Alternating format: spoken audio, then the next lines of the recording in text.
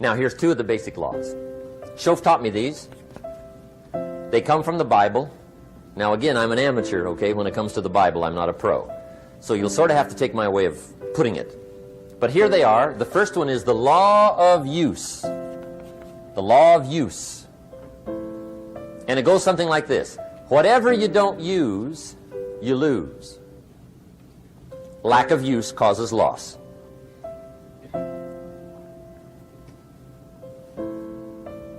On this planet, maybe not the next one, but on this one, if you tie your arm to your body, leave it there long enough, you'll never use it again. It's over for the arm. Now, it may not be over, but it's over for the arm. The only way to keep the use of this arm is what? Keep using it. If you quit, you lose automatically. They don't bring it up for a vote. You lose automatically when you quit. Now, the same thing that goes for your arm goes for your brain, mentality. The same thing goes for all the human virtues. Ambition, unused, declines. Strong feelings, unused, diminish. It doesn't grow, it diminishes. Faith, unused, decreases. It's a law. Vitality, unused, diminishes. Energy, unused, decreases. The guy says, well, I'm going to save up my energy. You can't do that. That's like trying to save today, put it on the end of the year. See, you can't do that. They'll come take you away. If you don't use today, what? It's lost. The guy says, well, I'll work twice as hard tomorrow to make up for it. See, that's foolish. You could have done that anyway. Today, unused is lost. A talent unused is lost. An ability unused is lost. So here's one of the key expressions of the evening. Take a new inventory of yourself. Starting tomorrow, new project. Take a new inventory. And make sure that all of your talent and ability and mentality and ingenuity and vitality and strong feelings, faith, courage, make sure that all you've got's being used. Otherwise, you lose. Now, one of the best illustrations of the law of use is a Bible story called the Parable of the Talents. The talent story. Interesting story if you haven't read it in a while. Just review it. It's a good story. An ancient story. It says there was a master with 3 servants. He got them together one day and he said to the 3, I've got these talents. And in those ancient days, a talent was a measure of gold. And he said to the 3 servants, take these talents and see what you can do with them while I'm gone. He said, I'm taking a journey and I'll be gone for a while. When I come back, we'll get together, go over the book, see how you did. He said, here's 5 of these talents for you. 5. Here's 2 of them for you. 2. And here's 1 for you. 1. The master said, take those talents, see what you can do with them. When I come back, we'll get together, we'll go over it all. The servant said, okay, master takes off. According to the ancient story, the master comes back from his trip. When he gets back, he gets the 3 servants together, and as he said he would, he asks, how did it go with those talents? You were 5. What happened? That servant said, well, I took the 5 talents you gave me, and I put them to work. A little shaky at first, but he said things finally got rolling, and he said, I poured it on. And he said, my talents grew to 7, 8, 9, 10. He said, I doubled my talents from 5 to 10. Books will show. Master said, one heck of a job. Or something like that. He said, I gave you 2 talents. What happened? That servant said, about the same thing happened to me. I put those 2 talents to work, poured it on. They grew to 3 and then to 4. He said, I doubled my talents from 2 to 4. Books will show. Master said, well done. He said, I gave you 1 talent. What happened? That servant said, well, I took the talent you gave me, and I carefully wrapped it, and I dug a hole and buried it. And camouflaged it, I suppose, right, so nobody would steal it. And he said, fortunately, nobody got it. And he said, I knew you were going to be here today, so I dug it up. Here it is, safely wrapped. I did not lose it while you were gone. According to the ancient story, the master said, take that talent away from him and give it to the man that's got 10. Now you might say, well, I don't like that arrangement. The poor guy's only got 1 talent. He's already got 10. It ought to be more even. Remember, I didn't ask you to like it. But this one I would ask you to learn, because it simply means whatever you do not employ, you forfeit. It's a law. So learn well the law of use. Now here's the second one, and we're going to take our break. Second law from the Bible. This one we've heard since we were small, I'm sure. It's called the law of sowing and reaping. In fact, we probably heard it so often we could quote it. It says, whatever you sow, what? You shall reap. Fairly blunt, hopefully clear. Here's my first suggestion on the law of sowing and reaping. Don't try to beat it. You might as well try sitting on the sun in the morning. Keep it from coming up. You'll have better luck. Whatever you sow, you reap. Now, for a fair share of my life, I'm a bit mixed up on how all this applies. Among a lot of things I was mixed up on. I knew I wasn't reaping too good. That I understood. My problem was I was confused about what was causing it. Remember me with the funny list? I thought those are the reasons why it isn't working out well. And then Mr. Schoaf gave me the clue that helped me figure it all out. He said, Mr. Rohn, I have another answer for you. There's another way to quote this law that'll show you where the problem is so you can go to work on it right away. All you need to know is where the problem is, then you can go to work on it. So he quoted me the law another way, and I found out what my problem was. Here's the way you quote the law. Whatever you reap is what you've sown. Now I knew what my problem was. Whatever you reap is what you've sown. If you don't like the crop, who do you look up? Answer, whoever planted it. And where do you find who planted your crop? Answer, in the mirror. What I finally learned to do come fall was to go to the mirror. That's where you go. And if necessary, you say, a few skinny carrots?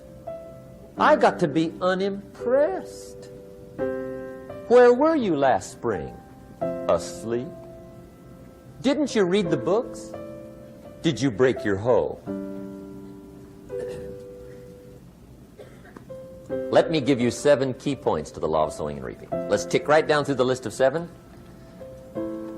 7 points to sowing and reaping. Here's part of the philosophy that really helped me to make some changes in life direction. Number 1, the law of sowing and reaping is negative. That's number 1, which simply means if you sow bad, you reap bad. Now this is kind of 3rd grade, but it doesn't hurt to go over the basics. If you plant thistle seeds, you don't get pumpkins. Honest, no use looking for pumpkins. John says, how come no pumpkins? Come on, John. The law's negative. That's how come. Now here's number 2. The law's positive. Which simply means if you sow good, you reap good. If you plant pumpkin seeds, you don't get thistles. Not from pumpkin seeds. Mother Nature won't pull tricks on you over in the corner snickering and pushing new thistles and you planting pumpkin seeds. She won't do that. You will get pumpkins from pumpkin seeds, and the reason is because the law is positive. Now here's number 3. I got excited when I found out the full dimension of this. See, you do not reap what you sow, but rather you always reap much more than what you sow. So the 3rd key word is more. You don't get back what you put out. You get back much more than what you put out. And it works both positive and negative. On the negative side, it said, if you sow to the wind, you reap the whirlwind. So you've got to get ready for that, or you will be naive. See, anybody can, whether you will or not. See, that's the question. And here's a good question to ask. We are all buying somebody's plan. The question is, whose? Who's got you talked into doing what you're doing? Who's got you talked into your present plan? See, 10 years from now, you will surely arrive. The question is, where? But see, anybody, if you want to, can go searching for a good plan, pick it, and start working it. And sure enough, as the time passes, as it surely will 5 years from now, 10 years from now, then you'll be winding up wearing what you want to wear, driving what you want to drive, living where you want to live, become what you want to become. But now's the time to fix the next 10 years. And who can? Anybody. Here's number 6. The 6th key to sowing and reaping. This is leveling with you now, as we promised to do. There's one thing better than the truth, and that's the whole truth. And here's part of the whole truth of the law of sowing and reaping. Number 6 is, you could lose. There are times when you just lose, no matter what you do. It's that kind of planet. You reap what you sow, yes, but... What does that mean, yes, but? Well, the farmer plants his crop in the spring, takes care of it all summer, loves his family, works 10, 12 hours a day, 6, 7 days a week, is an honorable man. Come fall, he's got a beautiful crop, and he deserves every bit of it. But the day before he sends the combines into the field, a hailstorm comes along and beats it all in the ground, which means you lose. Somebody says, well, what did he do wrong? Answer, nothing. It's just that kind of planet. Sometimes it's going to hail on your crop and rain on your parade, so you got to get ready for that or you will be naive. That's just part of the life arrangement. And don't press me why. I was not in on some of the original decisions here, so I don't know how it got set up. But there's just times, sometimes you lose. That's part of life. But now here's number 7. The 7th key to sowing and reaping. And it goes like this. It's just another way to quote the same law. And it goes like this. If you don't sow, that's just another way to quote the law. If you don't sow, what? You don't reap. You don't even have a chance. So if you looked at your game plan tomorrow, you might come to the quick conclusion, I got to get some sowing going. How true. Get you some sowing going. And remember, you've got plenty of time. You've got all the time there is.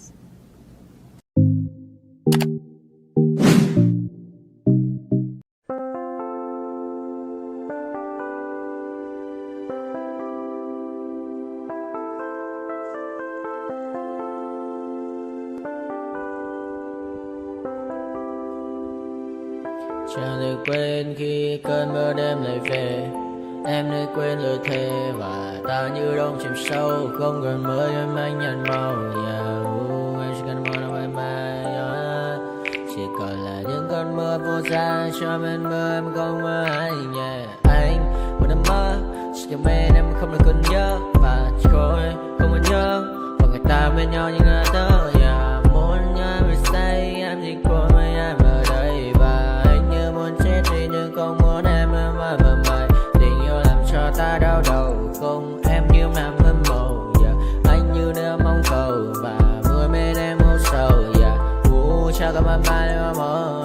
Chỉ có bên em nhưng là khó mơ. Em ở đâu ra em một bên ai. Anh không mong gì hơn. Chỉ mong em sẽ ở đây ôm anh thật gần. Anh chỉ mong đôi ta được có nhau. Mà đừng em đâu anh có em, một đêm bên anh có em. Ta sẽ trao nhau môi hôn thật sâu, ôm anh cứ nữa mà ngâu. Và em chỉ nằm đâu, anh không muốn em ở đâu đâu. Một cơn gió thứ anh không mơ cầu, mà gặp đôi anh mà bên giờ anh chỉ là my friend. Em quên đi bao lời hứa, quên đi cả những ngày xưa. Anh như là một đứa, em không một chưa. Mà đừng ở đêm ở đêm, anh như một đôi mà kem, không như là ba trên thêm. Cho em nhiều hơn như là kem. Chỉ cần là mưa thôi, em chỉ cần là mưa thôi, còn ai sẽ là nắng rồi.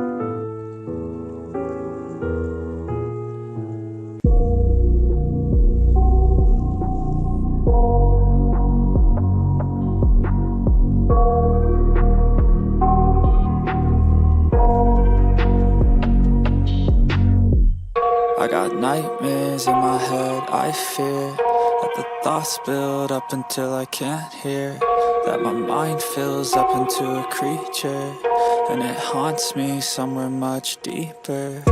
Anxiety, filling up every space, no privacy. And silently, it could build and build until you finally see, whoa, it's taking over, damn no closure, moving closer. No exposure, I just wanna be a loner. Some can't stay sober, looking over all their shoulders, like moving boulders just to get out of the home. It sucks, I've had enough, I don't wanna feel the stuck under the rug, all my problems that I shove. I got nightmares in my head, I fear that the thoughts build up until I can't hear, that my mind fills up into a creature, and it it haunts me somewhere much deeper. I got nightmares in my head, I fear that the thoughts build up until I can't hear, that my mind fills up into a creature, and it haunts me somewhere much deeper. I've been feeling weird, I can't seem to focus good enough. Nothing's really clear, sometimes it could be a little tough. I just need to feel like the end's in sight for me, but let's be really real, anxiety can foggy all this stuff. I've been feeling weird, I can't seem to focus good enough. Nothing's really clear, sometimes it could be a little tough. I just need to feel like the end's in sight for me, but let's be really real, anxiety can foggy all this stuff. It sucks when you finally feel like giving up. Oh God, no luck. Everything feels like you're sticky stuck. I'm lost, handcuffed to the bed where I sleep. Don't give a fuck, can't stop. Unplug, feeling overwhelmed. I think I've had enough. Gotta find a way to get some energy. Gotta find someone who's a good friend of me. I need purpose to make it all worth it. I'm still searching and I'm still learning. I want a life that's filled with memories, not a life with regret in front of me. I need focus to keep me from hopeless psychosis if I keep moping. I got nightmares in my head, I fear.